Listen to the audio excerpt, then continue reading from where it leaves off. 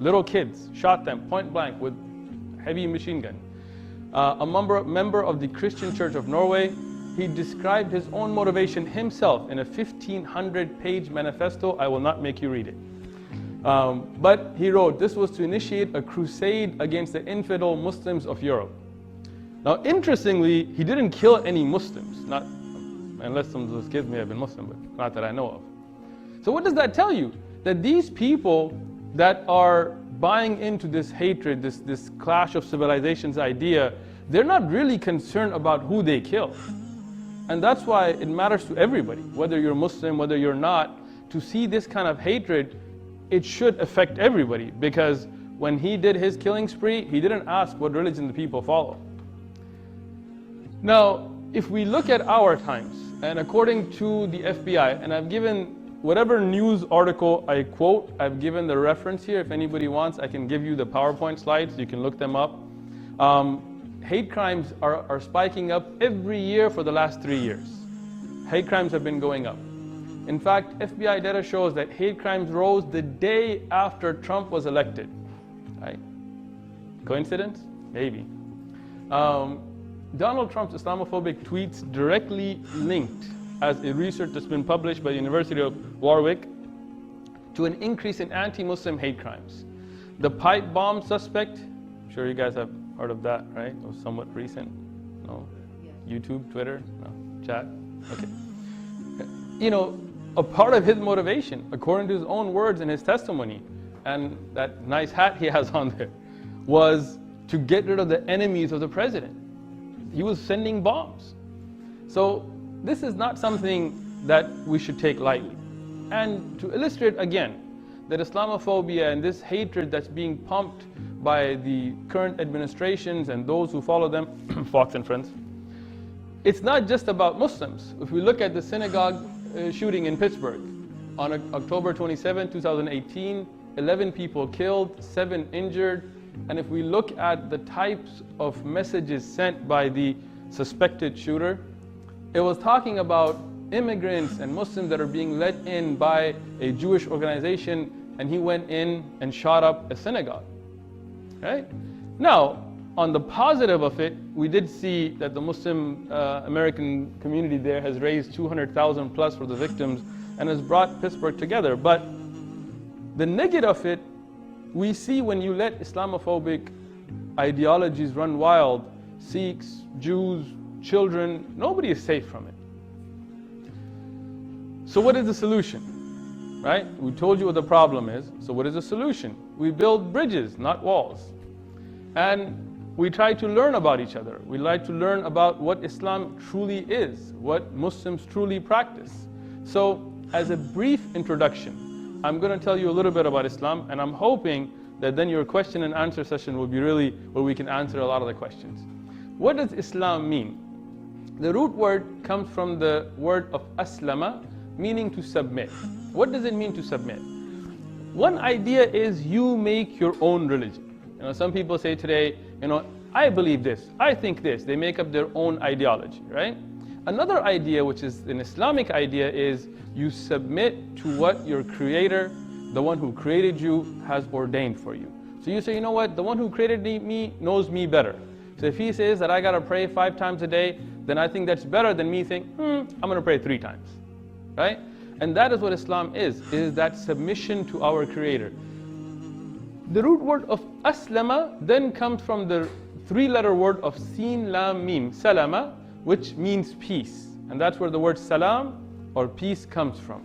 Salama, sin, lam, mim, is the action of bringing peace. So it does tie into the root word of peace as well. How does that work together? In Islam, we believe in when we submit ourselves to our Creator, we gain inner and outer peace. What does it mean, inner and outer? It's not just about an inner peace, where I'm at peace for myself, but I need to make sure that the society is at peace as well. And Islam has that component. It's not just about, you know, I'm going to meditate. That's one part of our dhikr or salah or fasting, but there is also a peace in how to run a society. One of the unique things about Islam that you will notice that it's not named after any man, right? For example, Christianity, named after what? Christ. You can read. Woohoo! Mesa College is working. I went here, by the way, So, Christ, Christianity. So what about before Christ? There is no Christianity, right? Because it began with the name of Christ. If we look at Judaism, comes from Judah. Before Judah, no Judaism. I'll throw a couple more out. Buddhism. Buddha, excellent. You must be a teacher. Oh, I knew it. All right. So Buddhism, Buddha, right? Islam, not named after any man. The Islamic belief is that the same creator, the same God, the same Ilah, the same Allah that sent the holy scriptures and messages to Abraham and Moses and Jesus is the same creator, the same God who sent his message of the Quran to the Prophet Muhammad, peace be upon all of them. We as Muslims, out of respect, when we mention the name of any prophet of God, we say peace be upon them. So we believe in one message. So that means that it's not, Islam didn't start with Muhammad, peace be upon him. But it is the same religion that all of the prophets from Adam till the Day of Judgment, all of the people will have that one same message. That message of Islam, the message of submitting to your Creator. The word Allah, you have heard me use it, and you may wonder, like, what does it mean? Like, when I was in school, in middle school, there was a little book. It was called Alaikum Salam wa Rahmatullah. Allah, the Muslim God. Well, Muslims don't have a proprietary God. Allah is the name given to the Creator that He has chosen for Himself. Al-Ilah means the only one worthy of worship. Al-Ilah, the God. And if we look in the earlier scriptures, you will find in the language spoken by Jesus ﷺ, the word Allah, also in Aramaic. You will find it in Hebrew, as mentioned in the Old Testament and the New Testament as well. The word Allah is unique. Why? Because it has no gender. Right? If we say God, are we not referring to God as a man? Right? Because if it was a female, it would be goddess. Excellent. Right? What if you had godlings? Right? Can you refer other than God, the Creator, as God? Can you refer to somebody else? Can you say this person's the God of basketball? You could. Right? You say he's the God of rock and roll. He's the God of painting. He's the God. He's so handsome. He's a God. Right? People say these things. But the word Allah is unique. It cannot refer to gender. It is not male or female. So you're not saying it's a man. It is not, it cannot be referred to other than the Creator of everything.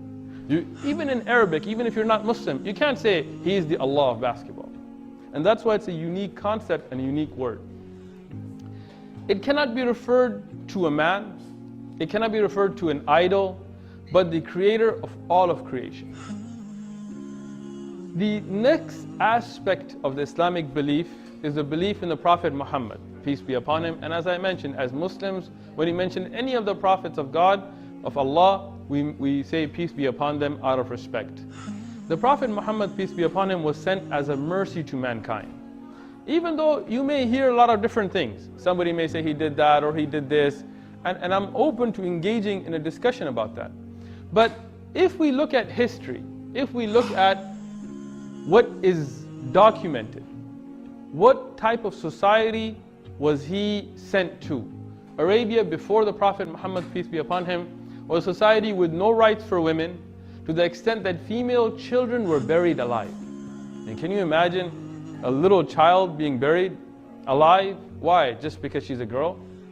And I mean, even though that sounds so crazy, but that goes on today in India, in China, in many places. When they see the gender is of a girl, they abort the fetus. And that's a horrible thing. That is something that the Prophet Muhammad, peace